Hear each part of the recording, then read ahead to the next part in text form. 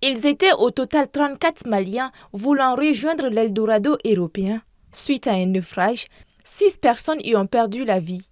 Ceux ayant survécu sont en ce moment auprès des responsables de la migration en Mauritanie pour assistance. En l'occurrence à Nouadhibou, c'était le dimanche 18 décembre.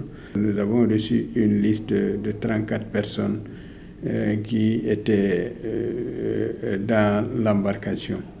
Et le niveau que nous avons pu recueillir auprès de nos contacts au niveau de la Mauritanie indique qu'il y a quelques 6 personnes qui ont perdu la vie. Et les autres rescapés seraient maintenant aux mains des autorités en charge de l'assistance et du contrôle de ce genre de situation. De tels naufrages, faisant des morts, n'est pas une première fois sur les côtes mauritaniennes, selon le responsable chargé des questions migratoires du Haut Conseil des Maliens établi à l'extérieur.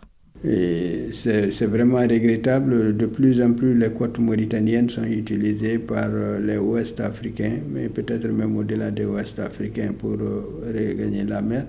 Je pense que par rapport à ça, c'est une véritable préoccupation. Tous les jours, nous avons des réclamations des familles qui cherchent des parents dont ils ont perdu les traces, qui auraient pris cette voie très périleuse.